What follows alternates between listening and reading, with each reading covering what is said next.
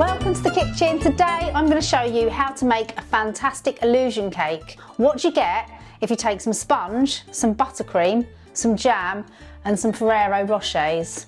Now, I wasn't sure what to build this cake on, so I had a couple of sponges here.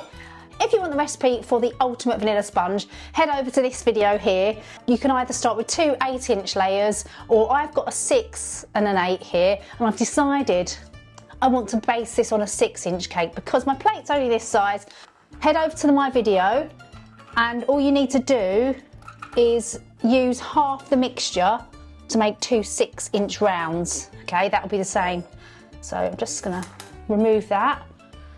So that's what I'm starting off on the inside of my cake. A little bit of raspberry jam. Can you see what I'm wearing? It's a top with one of my favourite food items on, which is pasta. Buttercream. So if you wanted to, you could actually just do this cake by buying a shop-bought vanilla sponge. They do little 6-inch ones in all the supermarkets. And you could just build it on a shop-bought sponge and just have fun decorating it.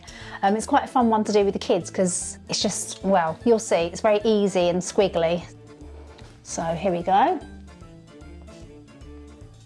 I want it to kind of be slightly rounded on the top, so I will just go around here just to start shaping. I can even put a couple of these offcuts around the bottom, really, because I just want to make a sort of blob. Cover the whole blob in a layer of frosting. Shouldn't have used that jammy bit there, but don't worry, it's going to be covered up, so it's okay.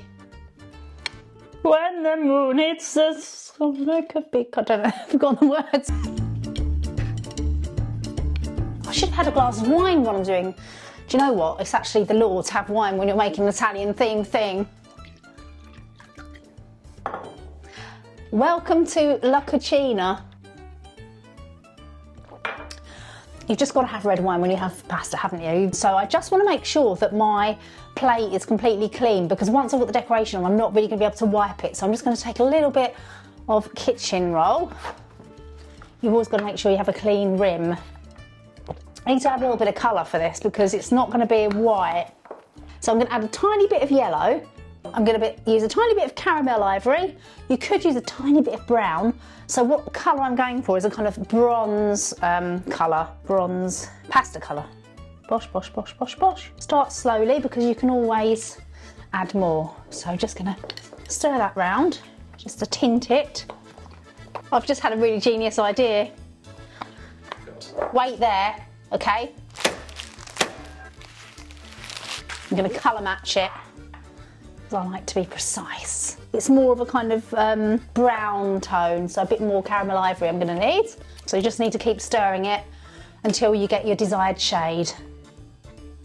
There we go, so I'm happy with that. Lovely shade of spaghetti, so there we go, very similar.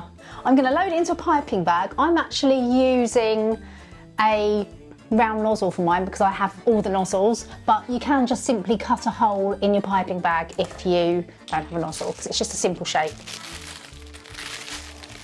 What I might actually even do as well, just because I want to, I'm just going to go over that mound in a little bit more of this colour buttercream. So if there's any gaps there, just got that darker colour. Let me just do a little test, make sure that I'm happy with the thickness of my spaghetti. Yeah, I like that. Now all you need to do is just squirt, it's just pipe wiggly lines. If you don't have a turntable, you can just go round and round and round. What I'm going to do with mine is I want it to look like it's kind of plated. You know when they serve up the pasta in a big bowl for sharing and they have the fork and they do that clever twist? That's what I'm aiming for with this.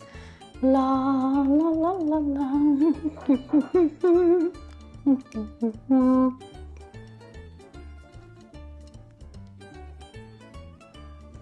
So that's kind of pretty much covered.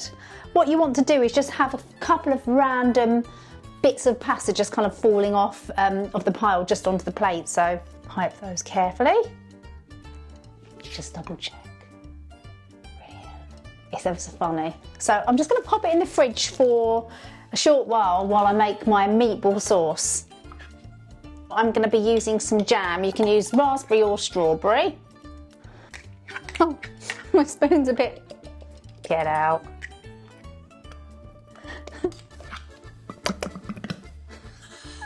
I'm going to add a little bit of colouring to it. So I'm going to add a little bit of red, a little bit of orange, because you know when you've got that kind of meaty sauce, it's kind of, you get that like orangey tinge where you can see in the oil. And I'm going to add some more caramel ivory, which is kind of giving me a brown tinge to it. It just looks a little bit more savoury. So in go the meatballs. Ferrero Rochers are perfect for meatballs because they've got that kind of like knobbly texture. There they are. Now just going to stir it through. No one would know. I mean, look at that. That just looks like a real meatball, doesn't it? Right, it's time to top our pile of spaghetti. Let's give him a push in a bit. Yeah. Just makes me chuckle. One final ball. Love it. Bit of sauce. What I'm going to do is just brush off a tiny bit of that sauce just to reveal a little bit of meatballiness. Reveal the beef, as it were. See? So here we go. It's almost finished. Almost. What's the final thing you need on a big plate of spaghetti? I'm going to grate some Parmesan cheese on it. So you could use a block of white chocolate and a grater. I happen to have some modelling chocolate. I quite like it because when you shave it, it kind of keeps its curls. So Parmesan for you, sir? I think this is my most fun cake I've ever made. So there you have it. The ultimate illusion cake. Simple spaghetti, perfect for any occasion. Bellissimo!